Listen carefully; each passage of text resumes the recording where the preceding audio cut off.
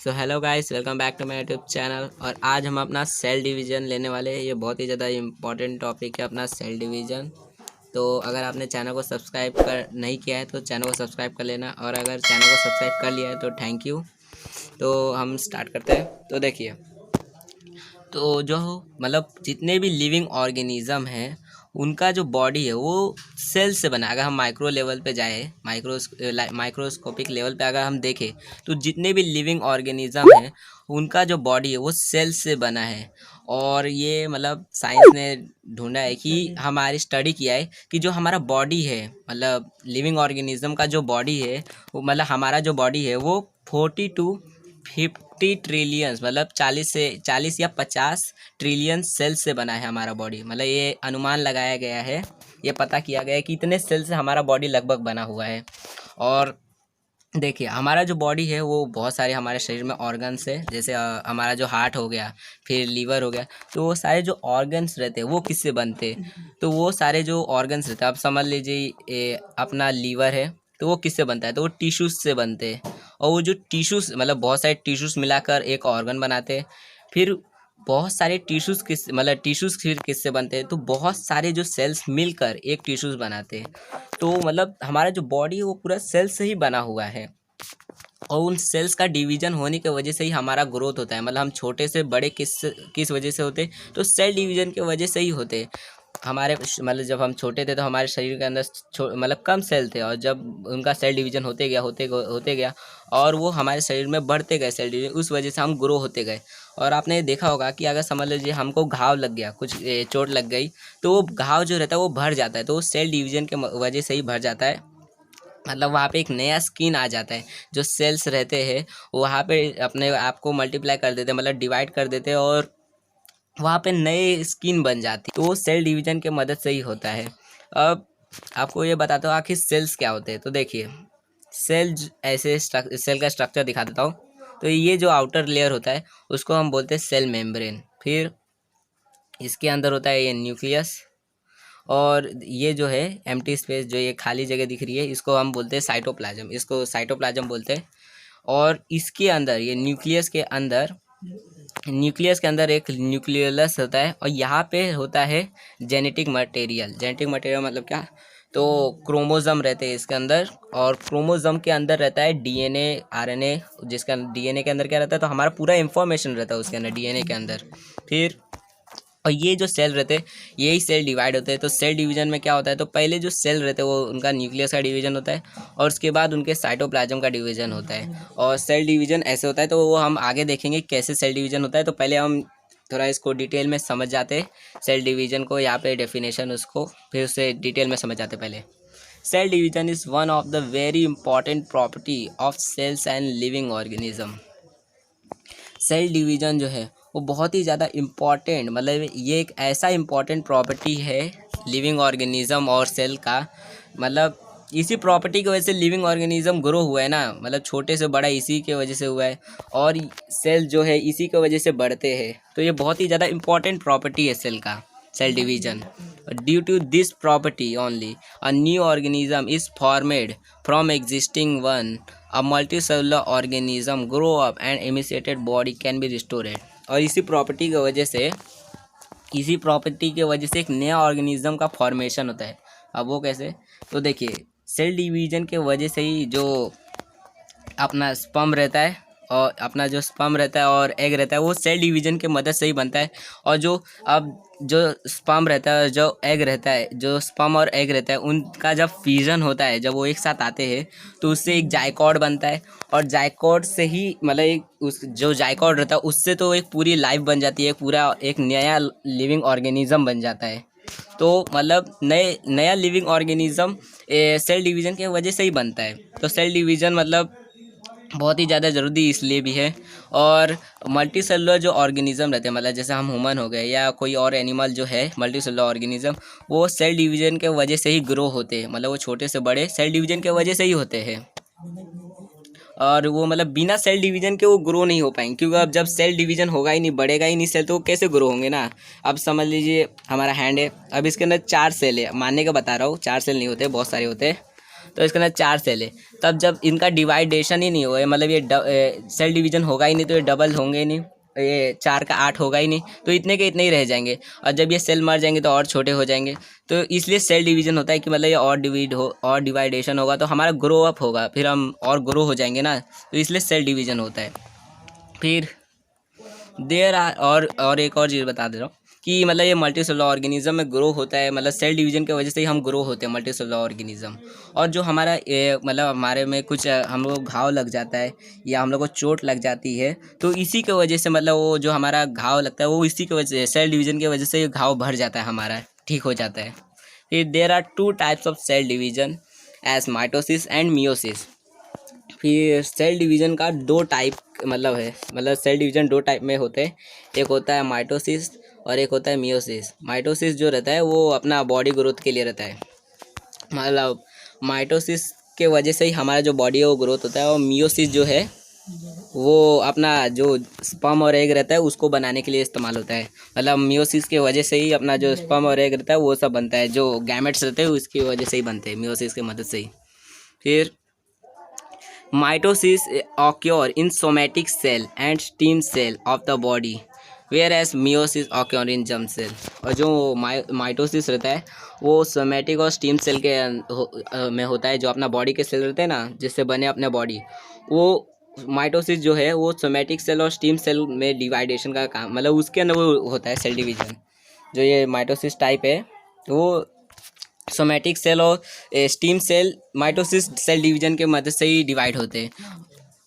और जो मतलब और ये जो सोमेटिक सेल और स्टीम सेल है वो अपने बॉडी के सेल रहते हैं। मतलब स्टीम सेल मतलब जो अपना बॉडी जिससे बना है, अपना बॉडी मतलब सोमेटिक का मतलब सोम का मतलब होता है बॉडी, और सेल का मतलब सेल, मतलब बॉडी के जो सेल रहते हैं वो माइटोसिस के मदद से ही सेल उनका डिवीजन होता है।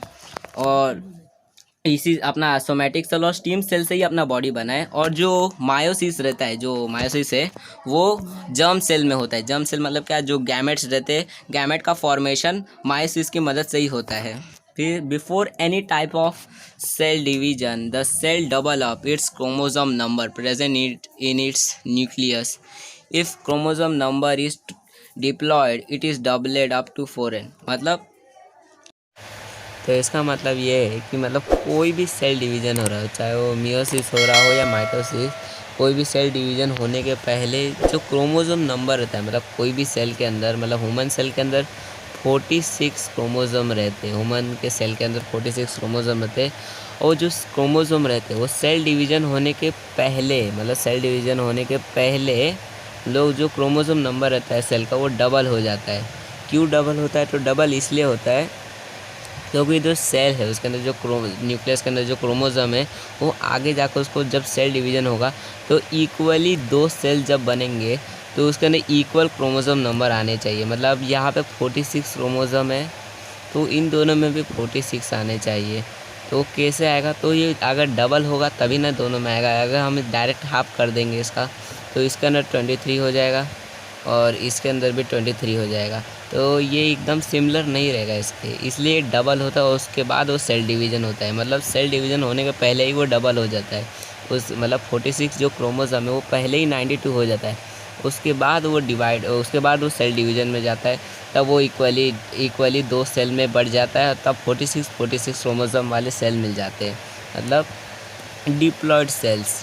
डिप्लॉयड का मतलब होता है 2n का मतलब होता है 46 क्रोमोसोम, और अगर समझ लो खाली n लिखा रहेगा तो उसका मतलब होता है 23 क्रोमोसोम। ठीक है, 23 क्रोमोसोम सेल है उसके अंदर, सेल के अंदर अगर 2n खाली लिखा है तो मतलब हैप्लॉयड इसको बोलते हैं।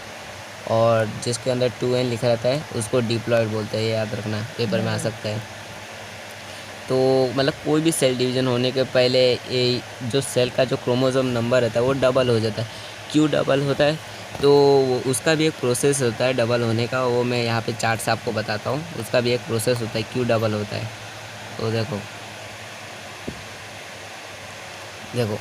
सेल डिवीज़न जब होता है तो कोई भी सेल डिवीज़न किसकी मदद से होता है? तो पहले देखो एक नया सेल बना है, एक नया सेल बना है, समझ लो सेल डिवीज़न होके एक नया सेल बना है, तो वो जो सेल रहता है वो तुरंत जाके, मतलब ऐसे अभी नया सेल बना है तुरंत जाके ऐसे सेल डिवीज़न नहीं होता, उसका एक प्रोसेस रहता है। पहले एक प्रोसेस रहता है और उसके बाद वो सेल डिवीज़न में जाता है। तो जो प्रोसेस रहता है उसको बोलते हैं इंटरफेस। जो उसका बीच का प्रोसेस रहता है, नया नया जो सेल बना है उसका जो प्रोसेस रहता है ये, उसको इंटरफेस बोलते हैं। और उसी प्रोसेस के अंदर वो अपना जो क्रोमोसोम नंबर रहता है उसको डबल करता है, उसको इंटरफेस बोलते हैं। इंटरफेस के अंदर और 3 स्टेप आते हैं, एक होता है G1 S G2। तो ये सब ये इंटरफेस के अंदर ये सब होते हैं। तो पहले हम ये सब देख लेते हैं, फिर आपको डिटेल में इंटरफेस का भी बताता हूँ। तो देखो, सेल डिवीज़न जो होता है, सेल डिवीज़न 2 टाइप के होते हैं, एक होता है माइटोसिस और एक होता है मियोसिस। ये 2 टाइप है सेल डिवीज़न के। और सेल डिवीज़न कंप्लीट होने के लिए पहले इंटरफेस में जाएगा, उसके बाद सेल डिवीज़न होगा, ये याद रखना। तो माइटोसिस जो होता है वो अपना बॉडी के जो सेल्स रहते हैं, सोमेटिक सेल और स्टीम सेल जो रहते हैं अपने बॉडी के, जो अपने लीवर सेल, जो अपने लीवर सेल है, लीवर हो गया, फिर अपना हार्ट सेल जो है, और अपने स्किन सेल, वो सब सोमेटिक स्टीम, अपना पूरा बॉडी जो है वो पूरा सोमेटिक सेल और स्टीम सेल से बना है।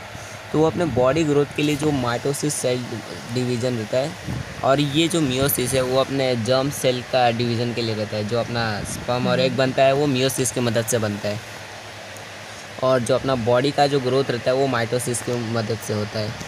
तो और माइटोसिस के अंदर और 2 स्टेप आते हैं, माइटोसिस के अंदर और 2 स्टेप आते हैं, उसको वो एक पहले का है कार्योकाइनेसिस और दूसरा है साइटोकाइनेसिस। कार्योकाइनेसिस का मतलब है, कार्यो का मतलब होता है न्यूक्लियस, और काइनेसिस का मतलब होता है डिवीज़न। तो मतलब न्यूक्लियस डिवीज़न, मतलब सेल का जो न्यूक्लियस है उसका डिवीज़न होगा, मतलब वो उसका डिवीज़न होगा, वो दो भाग में बढ़ जाएगा। और साइटोकाइनेसिस का मतलब होता है, साइटो का मतलब होता है साइटोप्लाज्म, मतलब ये, और काइनेसिस का मतलब तो डिवीज़न, मतलब साइटोप्लाज्मिक डिवीज़न, मतलब फिर साइटोप्लाज्म का भी डिवीज़न हो जाएगा, फिर 2 सेल्स मिल जाएंगे। तो 2 सेल्स मिल जाएंगे। फिर कार्योकाइनेसिस के अंदर और 4 स्टेप आते हैं। कार्योकाइनेसिस के अंदर और मतलब 4 स्टेप है कार्योकाइनेसिस कंप्लीट होने के लिए, मतलब जो सेल का न्यूक्लियस है उसको डिवाइड होने के लिए और 4 स्टेप लगेंगे, और फिर वो साइटोकाइनेसिस करके सेल डिवीज़न हो जाता है। तो वो 4 स्टेप क्या है, तो पहला जो स्टेप है वो है प्रोफेज। पहला स्टेप है प्रोफेज। प्रोफेज का मतलब होता है, प्रो का मतलब होता है पहला, मतलब सेल डिवीज़न का ये पहला फेज रहता है, पहला स्टेप रहता है। फिर सेकंड स्टेप है मेटाफेज। मेटा का मतलब होता है मिडल, मतलब वो जब हम माइटोसिस पढ़ेंगे तो आपको एकदम डिटेल में समझ आ जाएगा इस सब का मतलब। वो उनका सेल डिवीज़न में ये इनका नाम उसी के हिसाब से नाम दिया गया है। फिर एना फेज का मतलब होता है, एना का मतलब होता है बैक। एना का मतलब होता है बैक, मतलब वापस से रिटर्न, मतलब जो वापस से ऐसे रिवर्स बोल सकते हैं हम, रिवर्स उसके अंदर होता है, रिवर्स फेज। फिर टेलो का जो अपना लास्ट स्टेप है, 4th स्टेप है कार्योकाइनेसिस का, वो है टेलो फेज। टेलो का मतलब होता है एंड मतलब लास्ट फेज, मतलब आखिरी स्टेप, मतलब कार्योकाइनेसिस टेलो फेज में ख़त्म हो जाता है। फिर न्यूक्लियस डिवीजन हो जाता है, 2 न्यूक्लियस हमें मिल जाते हैं सेल के अंदर ही, एक सेल के अंदर 2 न्यूक्लियस आ जाते हैं, और उसके बाद साइटोकाइनेसिस की मदद से सेल डिवाइड होकर 2 सेल्स बन जाते हैं। फिर यहाँ पे माइटोसिस ख़त्म हो जाता है, और ये माइटोसिस अपने बॉडी ग्रोथ के लिए रहता है।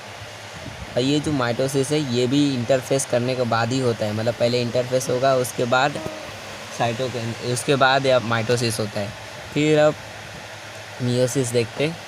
फिर जो ये मियोसिस है वो तो जर्म सेल के अंदर होता है, जो अपने स्पर्म एग जो रहते हैं गैमेट्स, वो सब फॉर्मेशन होने के लिए मियोसिस का मदद होता है। और मियोसिस की मदद से ही जब गैमेट्स बनते हैं और जब उनका फ्यूज़न होता है तो उससे एक जायकोट बन जाता है। तो मतलब ये एक एकदम स्पेशल टाइप का सेल डिवीज़न होता है। और इस सेल डिवीजन में क्या होता है, देखो माइटोसिस के अंदर एक सेल अगर समझ लो इसके अंदर 46 क्रोमोसोम है, तो इससे 2 डॉटर सेल बनेंगे, इसको हम मदर सेल बोलेंगे, जो ये सेल है पहला सेल, और जो इससे 2 सेल बनेंगे उनको हम डॉटर सेल बोलेंगे। और वो अपने मदर के जैसा, मतलब ये सेल के जैसा पूरा सिमिलर रहेंगे, एकदम मतलब कॉपी। लेकिन मियोसिस में क्या होता है, मियोसिस में जो ये सेल है, अगर ये 46 क्रोमोसोम नंबर वाला सेल है, तो इससे हमें 2 सेल नहीं मिलेंगे, इससे हमें 4 सेल मिलते हैं, 4 सेल।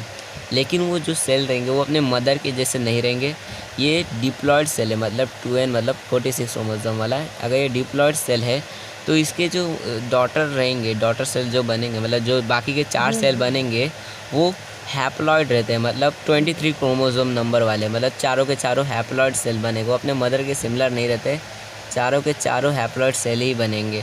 इससे हमें 4, मतलब मियोसिस से हमें 4 हैप्लॉइड सेल मिलते हैं, लेकिन माइटोसिस में हमें 2 ही मिलते हैं सेल, लेकिन सिमिलर मिलते हैं। फिर मियोसिस के अंदर 2 स्टेप है, मियोसिस के अंदर भी 2 स्टेप है। देखो, मियोसिस के अंदर जो पहला स्टेप है वो है मियोसिस 1 और दूसरा है मियोसिस 2। जो मियोसिस 2 है वो पूरा माइटोसिस की तरह है, मतलब इसी के जैसे इसके अंदर सेल डिवीज़न होता है वो पूरा उसी के अंदर वैसा ही होता है। लेकिन जो मियोसिस है उसके अंदर थोड़ा बहुत चेंजेस रहते हैं, उसके अंदर थोड़ा अलग स्टेप रहता है। और जो मियोसिस 1 में क्या होता है, मियोसिस 1 में भी 4 स्टेप है। उसके अंदर पहला स्टेप है प्रोफेज़ 1, दूसरा है मेटाफेज़ 1, तीसरा है एनाफेज़ 1 और चौथा है टेलोफेज़ 1। और ये जो प्रोफेज़ 1 है ये सबसे लॉन्गेस्ट मतलब फेज़ है, मतलब सबसे लंबा प्रोसेस है सेल डिवीज़न में, मतलब सबसे लंबा ये फेज़ है। और इसके अंदर मतलब इसके प्रोफेज़ के अंदर 5 स्टेप रहते हैं प्रोफेज़ कंप्लीट होने के लिए। और फिर वो आपको जब हम मियोसिस पढ़ेंगे तो आपको समझ आ जाएगा पूरा। फिर जो मियोसिस 2 है उसके अंदर भी 4 स्टेप है। वो पहला है प्रोफेज़ 2, मेटाफेज़ 2, एनाफेज़ 2 और टेलोफेज़ 2। ये सब का नाम मतलब सिमिलर ही है, बस या मियोसिस 1 में 1 दे दिया है और मियोसिस 2 में 2 दे दिया है, नाम एकदम सिमिलर है। तो इसके अंदर भी वैसे ही होता है बस, लेकिन ये जो मियोसिस 2 है पूरा सिमिलर रहता है माइटोसिस के जैसा, मतलब उसके अंदर ज़्यादा मतलब झंझट मारी नहीं रहता, एकदम सिंपल रहता है। तो इतना आपको समझ आ गया मियोसिस और डिवीज़न। अब हम जो मैंने आपको बोला था इंटरफेस का, मैं आपको डिटेल में बताता हूँ, तो बता देता हूँ। देखो, इंटरफेस कंप्लीट होने के लिए 3 स्टेप, मतलब एक नया सेल बना है वो जाता है इंटरफेस में। इंटरफेस में क्या होता है, जो सेल रहता है उस मतलब सेल को इंटरफेस कंप्लीट करने के लिए 3 और इंटरफेस में 3 और स्टेप रहते हैं। एक होता है G1, एक होता है S और एक होता है G2। G1 का मतलब क्या, तो G1 का मतलब होता है गैप 1, S का मतलब सिंथेसाइज और G2 का मतलब होता है गैप 2। मतलब गैप 1 में क्या होता है, तो गैप 1 में वो रेस्ट करता है, मतलब नया सेल बना है तो वो तुरंत काम करने नहीं लगता, वो आराम करता है पहले। फिर एस मतलब क्या, सिंथेसाइज मतलब क्या, प्रोडक्शन करना, जो उसका जेनेटिक मटेरियल है उसका डबल करता है, मतलब सिंथेसाइज में ही वो मतलब खाना पीना खाता है, ग्रो होता है, उसी में वो न्यूट्रिशन लेकर वो जो उसके क्रोमोसोम नंबर है उसको डबल करता है। और फिर G2 में फिर से वो आराम करता है, मतलब गैप 2 फिर से आराम करता है। और उसके बाद वो अब रेडी है, मतलब इंटरफेस ख़त्म हो गया, अब वो रेडी है सेल डिवीज़न के लिए, और तब वो जाता है सेल डिवीज़न के लिए। फिर वो सेल रहता है वो डिवीज़न में चला जाता है, सेल डिवीज़न हो जाता है। तो मतलब कोई भी सेल डिवीज़न होने का पहले ये प्रोसेस होता है, उसके बाद वो सेल डिवीज़न में जाता है। वो कोई भी सेल डिवीज़न हो रहा हो, चाहे माइटोसिस हो रहा हो या मियोसिस हो रहा हो, दोनों में से कोई भी हो रहा हो, उसके पहले इंटरफेस होता है। तो इतना याद रखना इंटरफेस। और ये सब आपके सिलेबस में नहीं है, मैंने आपको ऐसे ऊपर से ऐसे ही बता दिया आपको समझ आने के लिए। तो अब आगे देखते हैं, तो यही तक हम देख लेते। अपने अगले वीडियो में हम और डिटेल में अपना जो माइटोसिस है उसको देख लेंगे। तो चैनल को सब्सक्राइब कर लेना ताकि जब मैं वो वाला वीडियो अपलोड करूँ तो उसकी नोटिफिकेशन आपको सबसे पहले मिल जाए। तो हम मिलेंगे अपने नेक्स्ट वीडियो में, और इस वीडियो को अपने फ्रेंड्स के साथ ज़रूर शेयर कर देना।